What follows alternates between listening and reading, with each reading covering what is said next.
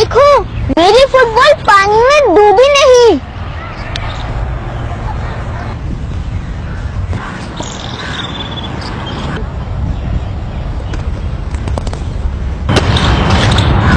दीदी, पत्थर तो पानी में डूब गया, लेकिन मेरी फुटबॉल तो पानी में डूबी नहीं।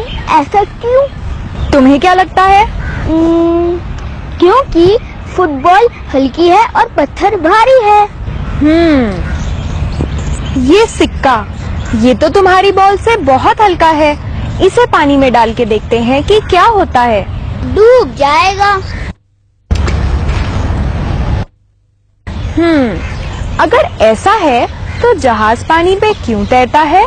वो तो पत्थर से बहुत भारी होता है।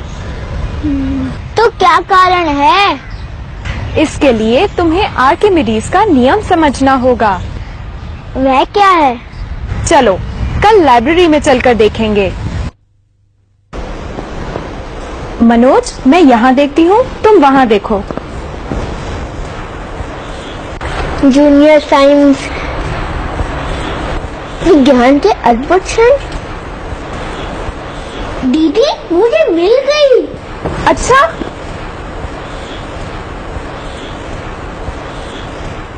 आज से लगभग 2,25,000 साल पहले की बात है। ग्रीस देश में आर्किमिडीज नाम के एक महान वैज्ञानिक रहते थे।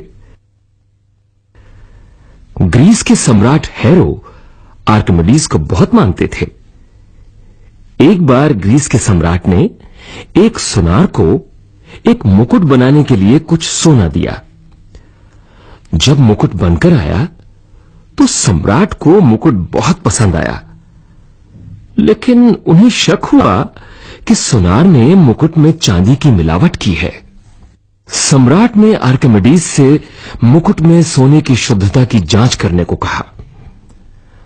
उस जमाने में आजकल जैसी आधुनिक तकनीकें नहीं थीं, इसलिए आर्किमिडीज उलझन में पड़ गए। आर्किमिडीज ने सम्राट से एक वैसा ही सोने का टुकड़ा मांगा जैसा सम्राट ने सुनार को मुकुट बनाने के लिए दिया था। आर्किमिडीज ने तोला तो पाया कि मुकुट का द्रव्यमान और सोने के टुकड़े का द्रव्यमान बराबर है। आर्किमिडीज सोचने लगे, यदि मुकुट शुद्ध सोने का बना है तो मुकुट और सोने के टुकड़े का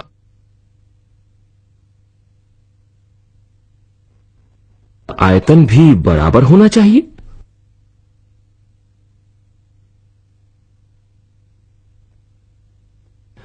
अब आर्किमिडीज की समस्या यह थी कि सोने के टुकड़े और मुकुट के आयतन कैसे मापे जाएं। इसी उधेड़-बुन में एक दिन आर्किमिडीज नहाने जा रहे थे।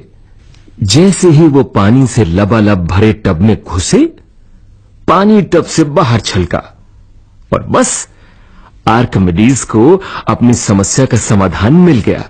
वो इतने खुश हुए कि यूरेका यूरेका चिल्लाते हुए सड़क पर भागने लगे। यूरेका का मतलब मिल गया। आर्किमिडीज को यह विचार कौंधा कि हर वस्तु द्रव में डुबोने पर द्रव विस्थापित करती है और विस्थापित द्रव का आयतन वस्तु के आयतन के बराबर होता है। आर्किमिडीज ने सोने के टुकड़े और मुकुट को बारी बारी से पानी में डुबोया और दोनों के द्वारा बाहर छलके या विस्थापित पानी की तुलना की। मुकुट द्वारा विस्थापित पानी ज्यादा निकला।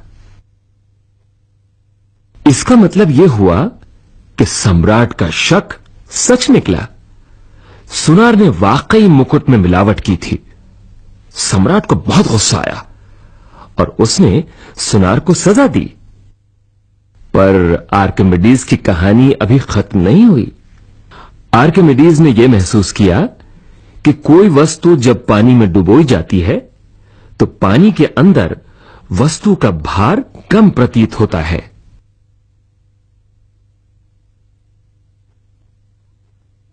दीदी, क्या पानी के अंदर वस्तु वाकई में हल्की लगती है? शायद।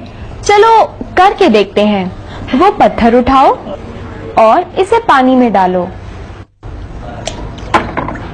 अब इसे धीरे धीरे उठाओ। सच में दीदी, पानी के अंदर वस्तु वाकई में हल्की लगती है। बाहर निकाला तो ये भारी लगा। पर दीदी, ऐसा क्यों? ऐसा इसलिए क्योंकि पानी पत्थर पे ऊपर की तरफ एक बल लगा रहा है, जिसकी वजह से पत्थर पानी के अंदर हल्का और पानी के बाहर भारी लगता है। इस बल को कहते हैं उत्प्लावन बल।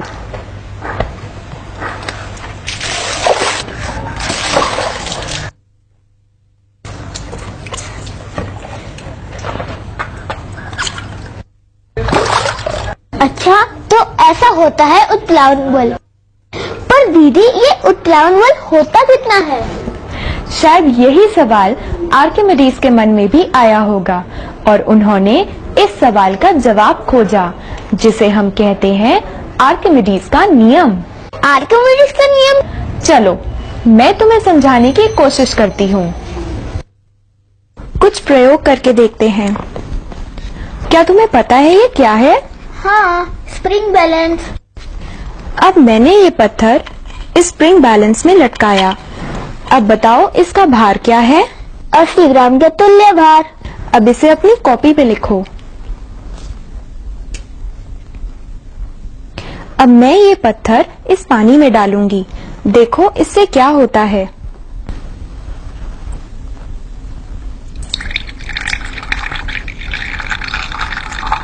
पत्थर के डूबते ही पानी ऊपर आया और गिलास में आ गया। और इस पानी का आयतन कितना है?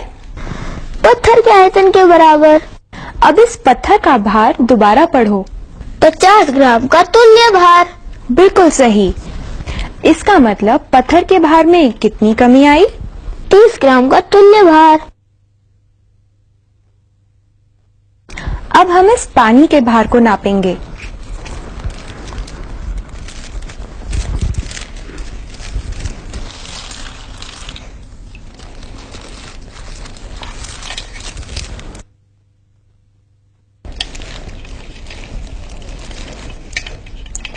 अब इस पानी का भार कितना है? 30 ग्राम का तुल्य भार। दीदी, ये तो उतना ही है जितना पत्थर के भार में पानी में डुबोने पर कमी आई थी। बिल्कुल, और यही तो आर्किमिडीज का नियम है। आंशिक या पूर्ण रूप से डूबी हुई किसी भी वस्तु पर लगने वाला उत्प्लावन बल उसके द्वारा विस्थापित तरल के भार के बराबर होता है।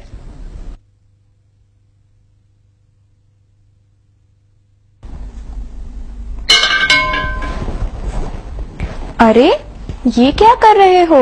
दीदी, एक बात बताओ, जब उत्प्लावन बल ऊपर की ओर लगता है तो पत्थर पानी में क्यों डूब जाता है? वो इसलिए क्योंकि पत्थर का भार जो नीचे की तरफ लग रहा है उत्प्लावन बल से ज्यादा है, इसलिए पत्थर डूब जाता है। यानी कि पत्थर का भार विस्थापित पानी के भार से ज्यादा है। बिल्कुल सही। अच्छा, एक बात बताओ, अगर उत्प्लावन बल वस्तु के भार से ज्यादा हो तो क्या होगा?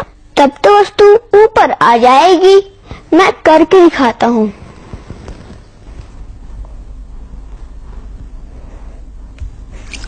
जैसे जैसे गेंद का कुछ भाग पानी के ऊपर आता है, उस पर लगने वाला उत्प्लावन बल भी कम होता है। एक स्थिति ऐसी आती है जब गेंद का भार और उस पर लगने वाला उत्प्लावन बल बराबर हो जाते हैं।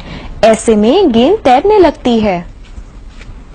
मैं देखता हूँ कि इन सब चीजों में से कौन सी चीज पानी में डूबेगी और कौन सी चीज पानी में तैरेगी। चलो दिखाओ। अरे, ये तो तैर रहा है। ये भी तैर रही है। ये भी तैर रही है।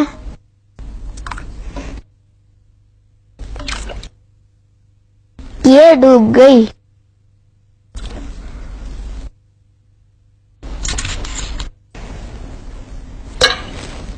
ये डूब गई।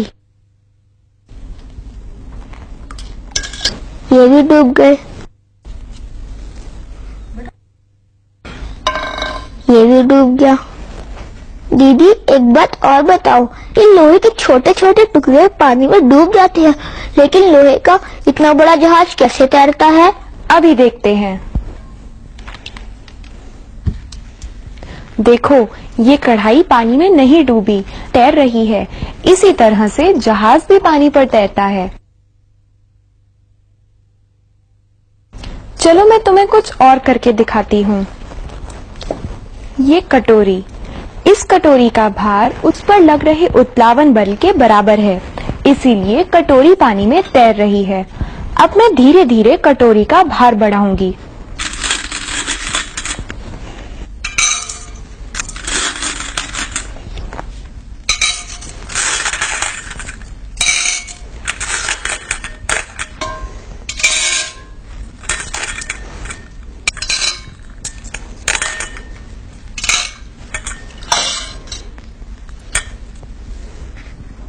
एक स्थिति ऐसी आती है जब कटोरी का भार उस पर लग रहे उत्प्लावन बल से ज्यादा हो जाता है और ऐसे में कटोरी डूब जाती है।